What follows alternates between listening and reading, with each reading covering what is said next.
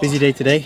Well, busy leisurely day today, I would say. It's been like crazy hectic with trying to do this I've basically been doing this every day. So I'd make a video, spend most of the day editing it, record the next day editing, and then like running back and forth between the office and trying to upload beats and the second channel and ads and everything. So it's been crazy. So this weekend, me and the gal, we're going camping tonight, going for a wander around tomorrow, and then camping again, and then coming back home and cracking on again with work. But before that, we have to get down to business. I'm going to drop some more gems in this video, do my sprints, which is where I'm going right now, and we keep going till the legs fall off, I guess. Yeah, I'm going to do some like filming whilst we're out, you know, camping and stuff, because why not? And I'll do like probably a rant whilst I'm out there, so I can still make some content for you guys. But yeah, let's do this. Let's crack on with the day.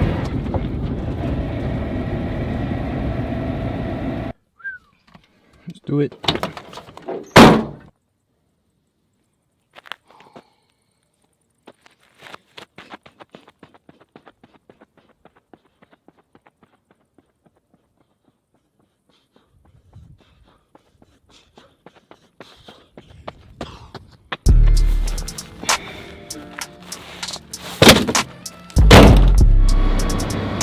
Hello again. Hello. It's getting worse as you get towards this thing. This may all look the same, but we're actually about 3 hours down the road from where we normally are. It's called a Camas, very mountainy area, but it's very nice around here. We have a wild Eve with Haribos. We found this real cool like military lookout thing here, but I can't go in because it's been guarded by a spider. I don't like spiders. I mean, it's kind of big. It's massive. But you are also a bit of a... Don't do that. Has the spider gone? No, it's here. It's got quite big pincers. I can put this thing in it. Actually, yeah, you can do it. Do you want to film inside? Show the people.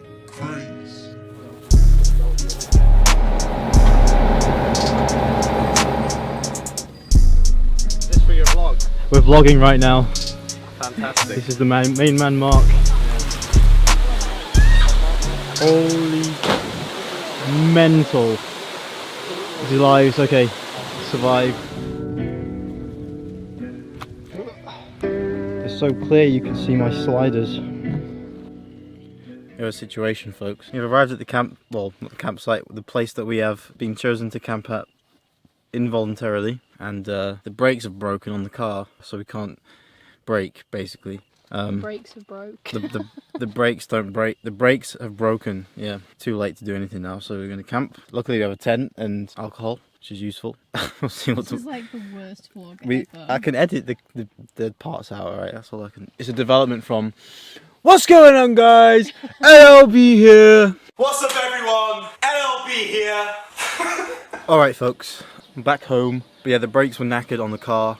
Literally, it was pitch black, no light, no lamp posts, nothing. So we literally had to pull the car over, pitch up the tent, and just camp literally next to like this main dirt road that all like the tourists and all the locals go down. So there was like trucks going past literally all night. I think I woke up and I heard a truck going past at 3 in the morning. And then the whole of yesterday, we literally had to avoid all the main roads and just drive up. You see all these like mountains. Basically, there's like roads, like dirt roads all over those mountains. I had to kind of get Google Maps out, use the satellite view, and just kind of guess my way all the way back to the house. But yeah, I'm back, which means I can drop some more gems, which is good news. So yeah, I wanted to talk about selling your first beat, your very first beat, the whole lead up to it, things I'd advise to do, things I'd advise not to do, and hopefully just give you like the right mindset when it comes to this kind of thing. It can happen in a ton of different ways, you know.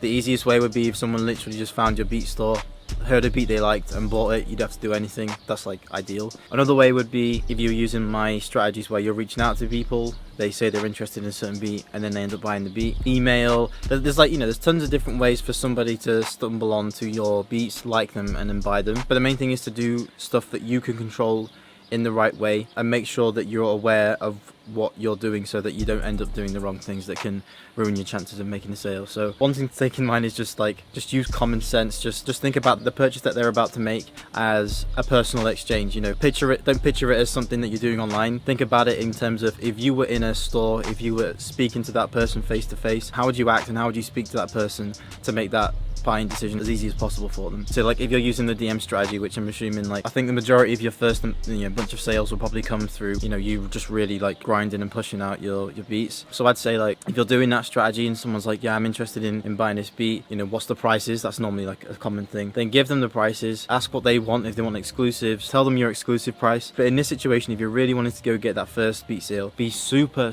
accommodating. Don't be like, my price is this is the amount, if you can't afford it, I'll find somebody else. Don't be like that, because that's like a douche thing to do. Just be super genuine. If they need exclusive, just say, okay, what's your budget? Work out a deal that way. There's no point in saying like, this is my price, I am very stern on that price. If you can't afford it, don't bother me anymore. Like, there's just no point. I hate that whole mentality of like, no free beats, or my beats are this price. I see too much of that online. And if you're first starting out and you see that kind of stuff, you're gonna basically think that that's the right thing to do, when in the beginning it really isn't. Like, if you're chasing sales, you really need to just be as easy as possible to work with. So if they've got a budget of $100, just say like, yeah, that's fine, I'll do exclusives for 100. I can throw in a mixing and mastering for you if you want. I can throw in artwork. Just put together a deal that's like really difficult for them to refuse, because the more value you can provide for them, the better the long-term relationship's going to be. And that's what you want for those first few sales. You want to build like a really solid relationship, so you have like between like 50 to 100 solid customers that you can literally do all of that for them. Once you've made the sale, you can then just grab their email, and then whenever you have new music, whenever you've dropped new beats, you can just drop them an email, attach them all, or send them a link to your beat store, and the likelihood of them buying from you again and again and again is way higher, all simply because you put in the time initially to accommodate their needs straight away. And another thing is, you don't need like the hardest beats as well. If you've got beats that they like, and there's 50 other producers that make better beats than you, they're way more likely to come straight to you because of your willingness to like be super personal and do the things that the other producers won't, because they've got a big following, or like they just don't want to deal with smaller artists at that point. So the whole idea of like making that first sale is just take advantage of all the things that you have time to do, and at this point it should be to literally give them the best deal possible. So just for like some tangible advice, best case scenario, they're just going to buy the beat through your store, done and dusted, great. Another scenario is you're pushing your beats out there either by email, Twitter, Facebook, SoundCloud, Instagram, doesn't matter where, but the key thing is to not be so tight. Don't be very stern, don't be very strict on like how much you want to charge. Don't have an expectation of a certain amount of money that you want to make from that specific person. Just literally ask them what they want and give it to them, and go the extra mile. So give them free mixing and mastering, throw in 2 or 3 extra free beats, completely free under the same lease. Just give them more material for them to work with. It's really a case of like offering value that you can actually give. So if you can do mixing and mastering for them, offer that. If you have loads more beats that they're already interested in, give them a few more for free, and don't worry about them coming back. They will come back in their own time. Just be patient, keep working on building other relationships, but those people will come back if you can do the grunt work and make their life as easy as possible. I can guarantee you will make your first sale if you kind of go down that route of thinking like, how much value can I give them as possible. And people throw the word value around a lot. Mixing and mastering, give them free beats, give them the stems, give them promo, a shout out on your page, add them to your story, add them, tag them in posts. Do whatever you can to make them feel wanted, to make them feel like they're getting a really good deal for the price. At this point, if you're wanting to get that first sale, you're gonna have to work overtime. In some cases, not in all cases, but you're gonna have to really put in that work to go and get it. So enough ranting from me.